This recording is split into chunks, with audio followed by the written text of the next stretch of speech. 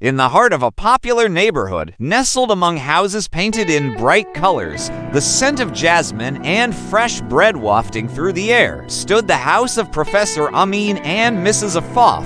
It was a house that had witnessed the beautiful beginning of their love story. The echoing laughter of their 3 children as they grew up one after another, filling every corner with noise and life. The teenager who lived in his own world between video games and headphones also felt the oppressive atmosphere that had settled in their home. He didn't look directly at her, but stood inspecting the cold teapot on the stove. "The tea is cold, Afaf," he said in a low voice. Afaf raised her eyes to meet his, looking at the wrinkles that had begun to appear around his eyes. They talked about their vanished dreams, their accumulated fears, and the loneliness they felt despite living under one roof. Ahmed, Mariam, and Ali listened attentively from behind the closed door of the living room, tears welling up in their eyes.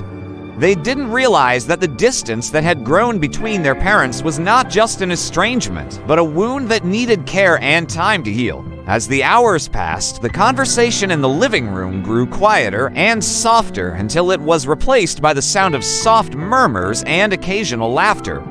The children exchanged glances, each wondering if the house where they grew up would once again become a home filled with love and warmth.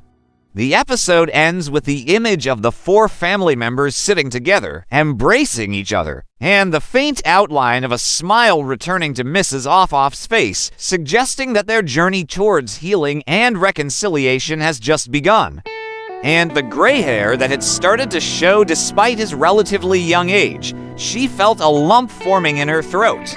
"I'm sorry, Amin. I didn't know you were coming home early today," she replied quickly, taken aback by her husband's unexpected presence. No, it's not your fault, Sarah. It's mine." "I just need some tea," he said, taking the cup from her hands and sipping it slowly. They saw the silent rift between their parents widening, but they didn't know how to bridge this divide or even discuss it. There was a long pause filled only by the sound of the clock on the wall, ticking away the moments. Finally, she broke the silence. She felt a glimmer of hope ignite within her. But how? Amin. How do we go back when everything has changed so much? When distance and silence have become our only companions? She whispered, tears glistening in her eyes. Professor Amin caressed her face gently. Perhaps it's not too late, Sarah. Perhaps we can still rebuild this house, brick by brick, dream by dream. Perhaps love can still find its way through the cracks of silence and rebuild our home, he said, his voice filled with determination and love.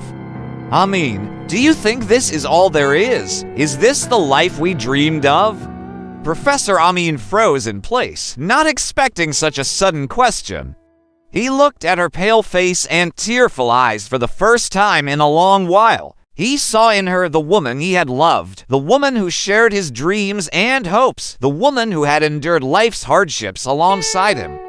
His heart ached with remorse for all the times he had been oblivious, for all their shared dreams, and for all the years they had wasted in silence. He approached her, took her hands between his, and said in a shaky voice, "No, Sarah. Certainly not. You are right. This is not our story's end. It's not the life we dreamed of when we were young, full of hope and promise. We promised each other then to face life together, to overcome difficulties side by side, and to build a future based on love and understanding. Each retreated into their own world to escape the suffocating feeling of heaviness and gloom that permeated the house. But with the passage of time, the walls of this house began to crack, not just from age, but from a heavy silence that settled between its inhabitants. Those joyous peals of laughter turned into faint whispers and wandering gazes. Professor Amin, a dignified teacher of Arabic language and literature, would return home in the evening, his shoulders burdened with the worries of work and the stacks of papers waiting to be graded. He would sit in his favorite corner in front of the television, flipping through channels without really focusing on the screen, as if it were the last barrier between him and his wife's silence. He no longer remembered when they had last engaged in a deep conversation or shared a moment of genuine joy. And as for Mrs. Afaf, the housewife who had dedicated her youth to raising children and managing the household, she felt her spirit beginning to wither like a flower that wasn't watered. She watched her husband and children going about their lives as if she were just a silent piece of furniture in the house. Unspoken words accumulated in her heart, and her complaints found no one to hear them. She yearned for the days when the sound of her laughter used to fill the house and when Professor Amin looked at her with eyes overflowing with love and appreciation.